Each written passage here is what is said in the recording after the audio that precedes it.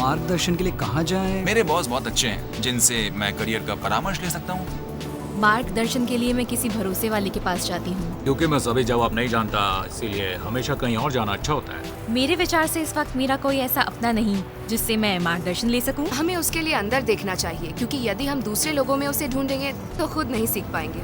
मैं अपने दोस्तों से सलाह लेता हूँ। यदि वो ऐसा कुछ हो जो मैं सचमुच करना चाहती हूँ, तब चाहे उनके पक्ष से अधिक विपक्ष में बात हो, मैं फिर भी करूँगी। कोई जो मुझसे ज्यादा जानता हो। लड़कियों की बात हो तो पिताजी से। शायद अपने पिताजी के पास, लेकिन मैं हमेशा उनकी हर बात को नहीं सुनता हूँ। मैं हमेशा अपने दोस्तों के पास जाती हूँ मार्गदर्शन के लिए या किसी भी चीज के लिए, पर वो होशियार होना चाहिए और मुझे आंकना नहीं चाहिए। आज हमारे सामने चकाचौंध करने वाले विकल्प हैं। एक आम अमेरिकी सुपरमार्केट में चुनाव के लिए 48,750 चीजें होती हैं। उनमें से चुनने के लिए हम सभी को मार्गदर्शन की आवश्यकता होती है, क्योंकि हम सभी को निर्णय लेना होता है। हम अपने जीवनों में क्या करें, अपने काम, अपने जीवन साथी, अपना घर, अपने पैसे और साथ ही प्रतिदिन करने वाले निर्णयों में। माना सचमुच अच्छी बात है, परंतु वो निर्णय को आसान नहीं बनाता। तो क्या वो महत्वपूर्ण है? क्या हमारे जीवन का सचमुच कोई उद्देश्य है या सब संयोगिक है?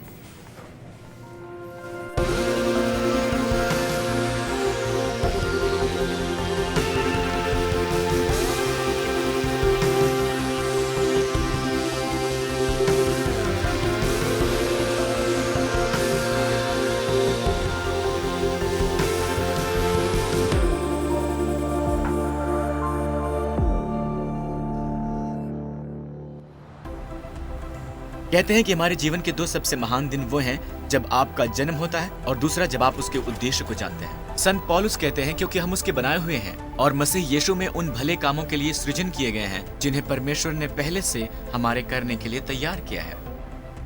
परमेश्वर ने आपको रचा है। आपके जीवन का सचमुच एक उद्देश्य है। आप बस एक हादसा नहीं है। परमेश्वर की आपके लिए विशेष खास नियति है। आपका जीवन प्रभावशाली हो सकता है। कई बार लोगों को ये विचार परेशान करता है कि वे शायद किसी कारण गड़बड़ कर देंगे और परमेश्वर के उद्देश्य से वंचित रह जाएंगे, पर ऐसा नहीं है। परमेश्वर का हमारे जीवन के लिए मकसद हमारी गलतियों से बड़ा है और अपने जीवन में मैंने बहुत सी गलतियां की हैं। मैंने कई बार जानबूझकर परमेश्वर की उपेक्षा की है। जब मैंने सोचा कि मैं मनमानी करूंगी, क्योंकि मैंने सोचा कि मैं बेहतर जानती थी और मैं सोचती कि मैं इतनी समर्थ थी कि सब स्वयं संभाल सकती थी। आखिरकार उसके कारण मुझे सचमुच बहुत ठेस पहुंची। मेरा बहुत लंबे समय से एक संबंध था जिसका सचमुच बहुत दुखद अंत हुआ। आज सोचने पर मुझे समझ आता है कि वो संबंध मेरे लिए सही नहीं था, परंतु मैंने परमेश्वर की उपेक्षा करने का चुनाव किया। मुझे दिशा ज्ञान नहीं था, परंतु परमेश्वर पर दोबारा ध्यान लगाने पर मैंने जाना कि उन्हें मुझसे प्रेम है, चाहे मैं जैसी भी थी, जो भी थी, और मैंने दोबारा प्रेम का अनुभव किया और ये बात अच्छे से जान गई कि उन्होंने मुझे त्यागा नहीं था। नेल्सन मंडेला ने कहा है कि मुझे मेरी सफलताओं से मत आंको, मुझे इससे आंको कि मैं कितनी बार गिरा हूँ और फिर ऊपर उठा हूँ। मेरे अपने माता पिता के साथ संबंध हमेशा बुरे थे और मेरी कभी अपने पिता के साथ नहीं बनती थी। वे मेरे ज्यादातर जीवन में मौजूद नहीं थे। असल में वे या तो नशे में धुत होते या उनका किसी से प्रेम संबंध होता जो बहुत बुरा था। उसके बाद जब मैं मसीही बना, मेरा अपने पिता के साथ संबंध की इच्छा हुई। मैं उन्हें दोबारा अपने जीवन में चाहता था। मुझे उन्हें ढूंढना पड़ा, जो मैंने किया, और वे मैक्लसफील्ड में अकेले सेवानिवृत्त वाले फ्लैट में रहते थे। पता है, मैंने सोचा था कि वो मेरी ही तरह से बदल गए होंगे। वे नहीं बदले थे। वे अधिक चिड़चिड़े, अधिक बूढ़े और अधिक पी रहे थे। वे बहुत अशिष्ट, घटिया और व्यंग्यात्मक थे।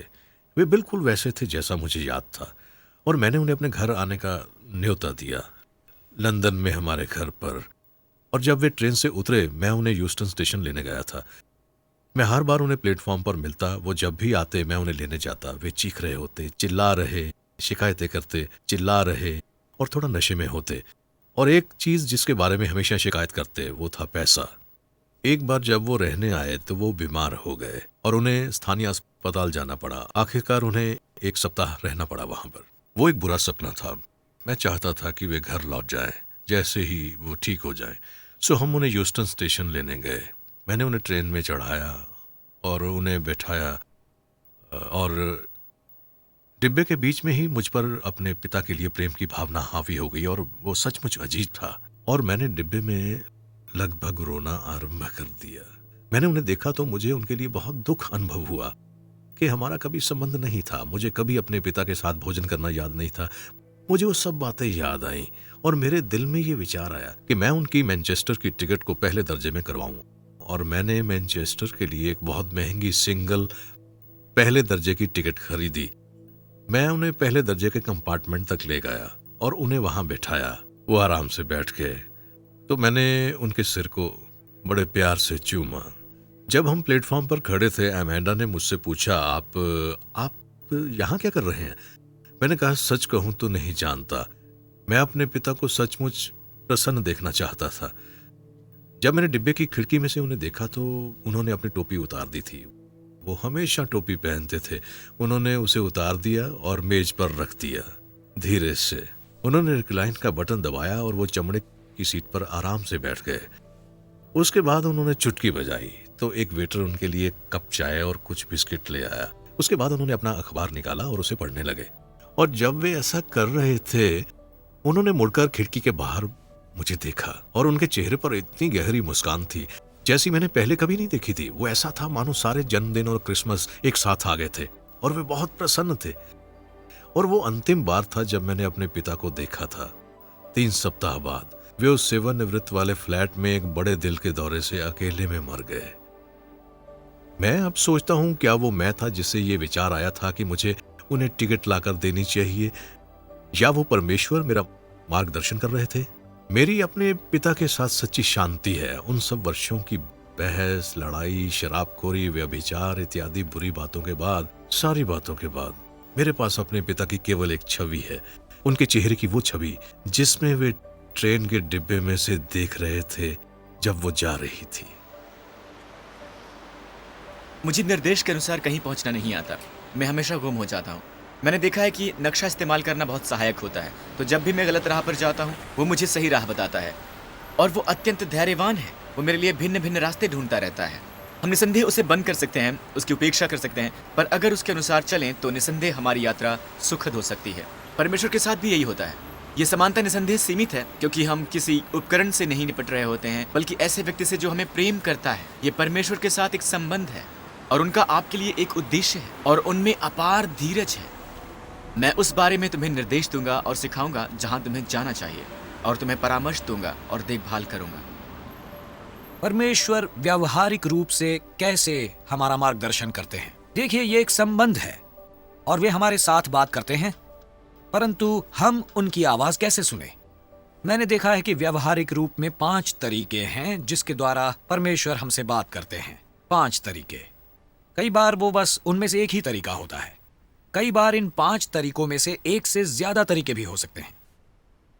और पहला तरीका है निर्देश वाला वचन। भजन लेखक कहता है, तेरा वचन मेरे कदमों के लिए रोशनी और मेरे राह के लिए संदर्शिका है। बाइबल है परमेश्वर का बोलना। जब से मैं मसीही बना हूं, मैंने देखा कि वो मुख्य तरीका जिसके द्वारा परमेश्वर मेरा मार्गदर्शन करते हैं वो है उनका वचन। जैसे जैसे हम इसे पढ़ते हैं, हमें वो उनके प्रेम के बारे में बोलते हुए सुनाई पड़ते हैं कि कैसे हम उनके बच्चे हैं और वो हमसे प्रेम करते हैं। हम देखते हैं कि उनका हम सभी के लिए उद्देश्य ये है कि हम सब अपने लिए उनके प्रेम को जानें और उसके बदले में उन्हें प्रेम करें। हम ऐसे ही अपने जीवनों का अर्थ और उद्देश्य जानते हैं, परमेश्वर के साथ एक प्रेम संबंध में।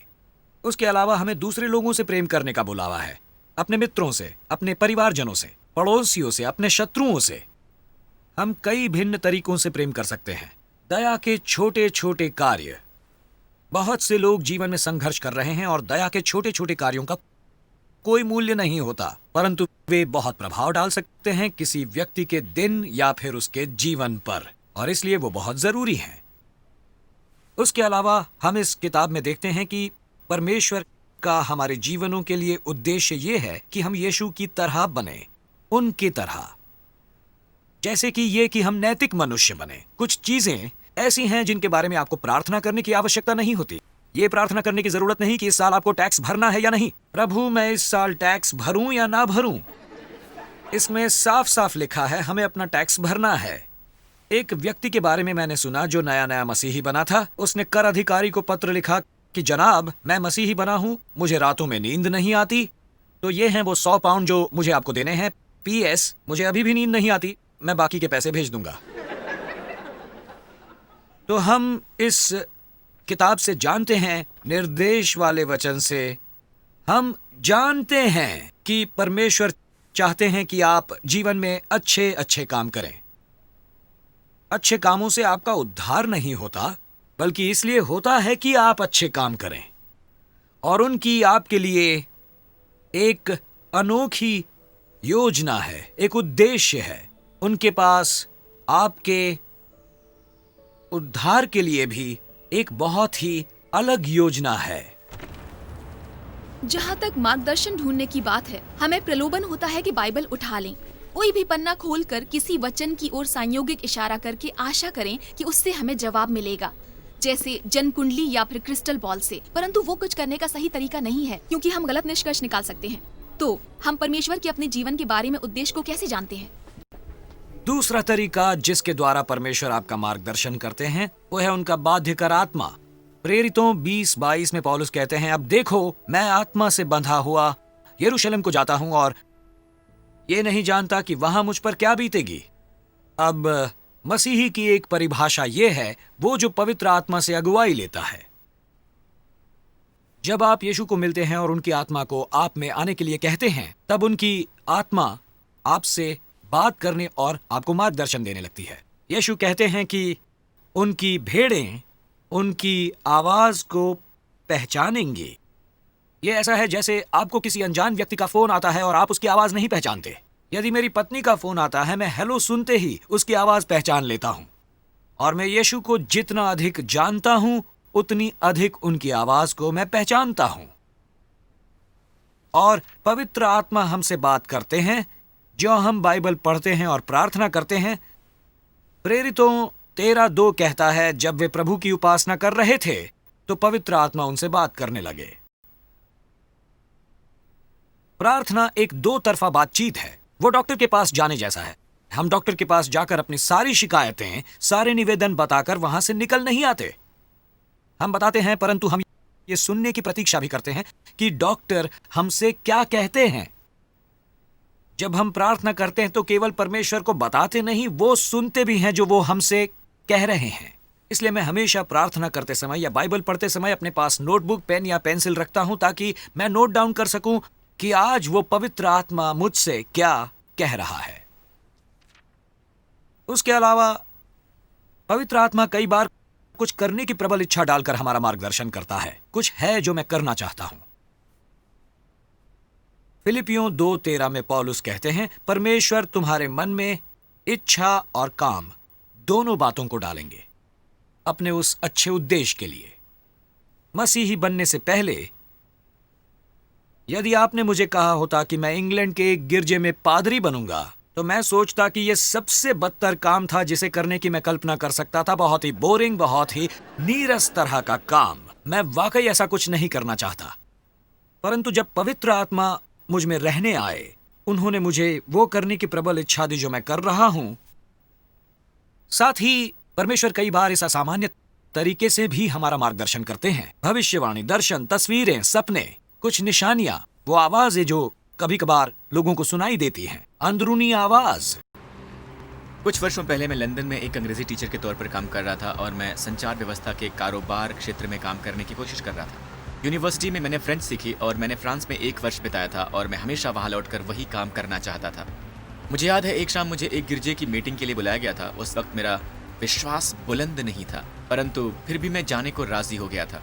और उस मीटिंग की अगुवाई करने वाले गिरजे के एक जाने माने अगुआ थे, जिनका उनकी आत्मिक गुणवत्ता के कारण बहुत सम्मान होता था। अपने वक्तव्य के बाद उन्होंने कहा, मुझे अनुभव होता है कि तुम्हारे लिए फ्रांस एक महत्वपूर्ण स्थान है।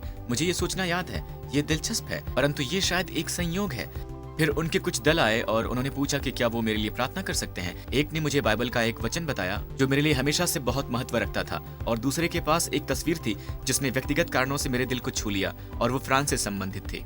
मुझे याद है मैंने परमेश्वर से प्रार्थना की, परमेश्वर अगर आप हैं और आप सही हैं तो मुझे और पुष्टि चाहिए। मुझे फ्रांस में एक नौकरी चाहिए और वो ऐसी होनी चाहिए जहां मुझे कारोबारिक संचार व्यवस्था में काम करने का अवसर मिले। उसके तुरंत बाद मैं अपने एक मित्र से मिला जो बहुत समय से मुझसे नहीं मिला था और मैंने उसे अपने पसंदीदा काम के बारे में बताया। उन्होंने कहा, अजीब बात है, मैं अपनी आंटी से बात कर रहा था, जिनकी पेरिस के करीब कारोबारिक संचार व्यवस्था में विशिष्टीकरण वाली कंपनी है। तो मैंने उनके बारे में जानकारी ली और उन्हें अपना रिज्यूम भेजा। मेरा इंटरव्यू लिया गया और मुझे business school in corporate training में काम का ऑफर मिला। आज सोचने पर मुझे समझ में आता है कि परमेश्वर कई भिन्न तरीकों से मेरा मार्गदर्शन कर रहे थे, बाइबल द्वारा, प्रार्थना द्वारा, अन्य मसीहियों और परिस्थितियों के द्वारा। इसका ये मतलब नहीं कि सब कुछ आसान था। मुझे कोशिश करनी पड़ी थी, विश्वास करते रहना पड़ा था, तब भी जब ये कठिन था। पर उसने मुझे दिखाया कि परमेश्वर हमारे निर्णयों में हमारा मार्गदर्शन करने के योग्य है। तीसरा तरीका जिससे परमेश्वर हमारा मार्गदर्शन करते हैं वो है संतों के परामर्श के द्वारा, यानी अन्य मसीहियों के परामर्श द्वारा। और गिरजे की यही विशेषता है, अन्य मसीहियों की बिरादरी का हिस्सा होना, जहां हम एक दूसरे की मदद कर सकें। नीति वचन यही कहता है कि बुद्धिमान परामर्श सुनता है। और मैं आपको प्रोत्साहित करूंगा कि ऐसे लोगों को ढूंढे जिन्हें बुद्धि और अनुभव हो, और उनका परामर्श लें और बुद्धिमानी भरा निर्णय करें। निस्संदेह आखिरकार वो आप ही का निर्णय होगा, परंतु परामर्श लेना बुद्धिमानी का काम है। तो आप कैसे जानते हैं कि वो परमेश्वर आपसे आत्मा और मित्रों द्वारा बात कर रहे हैं और आप स्वयं ही अपनी मर्जी के मुताबिक ये सोच रहे हैं? निस्संदेह जो हम सुनते हैं उसे समझने में हमारी गलतियां हो सकती हैं, परंतु बाइबल उसे परखने में हमारी मदद करता है कि जो हमने सुना है वो सही है। संत यूहन्ना कहते हैं, आत्माओं को यह जानने के लिए परखो कि वो परमेश्वर के हैं या नहीं। तो पहले, क्या वो उसके अनुकूल है जो बाइबल हमें कहती है? दूसरा, क्या वो शक्ति, प्रोत्साहन और दिलासा देता है? क्या वो प्रेम को बढ़ावा देता है? यदि वो ऐसा नहीं है तो वो परमेश्वर की ओर से नहीं है। तीसरा, क्या आप उस निर्णय के बारे में परमेश्वर की शांति अनुभव करते हैं? पौलुस लिखते हैं, मसीह की शांति को अपने दिल पर राज करने दो। इसलिए यदि आपको वो शांति का अनुभव ना हो तो शायद वो सही नहीं है।